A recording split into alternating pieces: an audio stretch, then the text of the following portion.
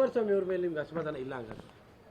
ಅವ್ರ ಮೇಲೆ ನನಗೆ ಯಾಕೆ ಅಸಮಾಧಾನ? ಮೊನ್ನೆ ನಗ್ನಗ್ತಾ ಫಂಕ್ಷನ್ ಕೂತ್ಕೊಂಡು ಮಾತಾಡ್ಕೊಂಡು ಹೋಗ್ಲಿಲ್ವಾ ಅವರು? ನಾವು ಮಾತಾಡ್ಕೊಂಡು ನಾವು ಚೆನ್ನಾಗಿ ಖುಷಿಯಾಗಿ ಮಾತಾಡ್ಕೊಂಡು ಹೋಗ್ಲಿಲ್ವಾ?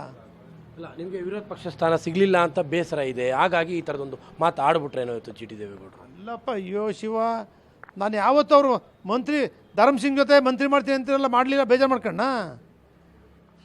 ಬಣ್ಣ ಯಡಿಯೂರಪ್ಪನ ಜೊತೆ ಮಂತ್ರಿ ಆಯ್ತವ್ರೆ, ಗೂಡುತ್ಕಾರ ತಗೊಂಡು ಹೋದೆ, ಮಾಡಲೇ ಇಲ್ಲ, ಆಗ ಬೇಜಾರು ಮಾಡ್ಕಣ್ಣೆ. 8 ತಿಂಗಳು ಮಾಡಿದ್ರಿ ಮಂತ್ರಿ, ನಾನು ನಡೆಯೋಕ್ಕೆ ಬಿಡಲಿಲ್ಲ, ಆಗ ಬೇಜಾರು ಮಾಡ್ಕಣ್ಣೆ. ಹೋದ ಸಾರಿ ಸಿದ್ದರಾಮಯ್ಯನವ್ರು ಸೋಲ್ಸ್ಬಿಟ್ಟು ಬಂದರೆ ಸರಿಯಾದ ಖಾತೆ ಕೊಡ್ತೀವಿ, ಕೊಡಲಿಲ್ಲ, ಬೇಜಾರು ಮಾಡ್ಕೊಂಡಿದ್ದಾನೆ. ಯಾವುದಕ್ಕೆ ಬೇಜಾರು ಮಾಡ್ಕೊಂಡಿದ್ದೀನಿ? ಡೈರಿ ಕೋಆಪ್ರೇಟಿವ್ ಎಲೆಕ್ಷನ್ ಬಂದು ನಮ್ಗೆ ವಿರುದ್ಧವಾಗೇ ಮಾಡಿದ್ರಿ, ಕ್ಯಾನ್ವಾಸ್ನೇ ಮಾಡಿದ್ರಿ, ನಾವು ಬೇಜಾರು ಮಾಡ್ಕೊಂಡಿದ್ದಾನೆ ಅವತ್ತೂ. ಅದರಲ್ಲೂ ಕುಮಾರಸ್ವಾಮಿ ಅವ್ರ ಮೇಲೆ ಬೇಜಾರು ಮಾಡ್ಕೊಳ್ಳೋದು ಉಂಟು. ಇಡೀ ರಾಜ್ಯವೇ ಕುಮಾರಣ್ಣದ ಪ್ರೀತಿಸ್ತಿರುವಾಗ ನಾನೊಬ್ಬ ಬೇಜಾರು ಮಾಡ್ಕೊಂಡ್ರೆ ನಡೀತದ? ನಮಗೆ ಕುಮಾರಸ್ವಾಮಿಯವರು, ದೇವೇಗೌಡರು ಯಾವತ್ತೂ ಕೂಡ ಅವ್ರ ಮೇಲೆ ಪ್ರೀತಿ, ವಿಶ್ವಾಸ, ನಂಬಿಕೆ ಇರುವತ್ತಿಗೆ ಅವ್ರ ಜೊತೆಲಿದ್ದೀನಿ. ಅಲ್ಲಿಗೆ ಇವತ್ತು ನೀವು ಹೇಳಿದ್ದು ಬುದ್ಧಿ ಬಿ ಜೆ ಪಿಯವ್ರಿಗೆ. ಮತ್ತು ಹೌದು, ರಾಜಕೀಯ ಕಲುಷಿತ ಆಗ್ತಾಯಿದೆ, ರಾಜಕೀಯ ಅದೋ ಸ್ಥಿತಿಗೆ ಹೋಗ್ತಾ ಇದೆ. ನಮ್ಮ ಪೂರ್ವಿಕರು, ಹಿರಿಯವರು ಎಲ್ಲರೂ ಕೂಡ ಒಳ್ಳೆ ಮಾರ್ಗದಲ್ಲಿ ತಗೊಂಬಂದಿದ್ದೀರಿ.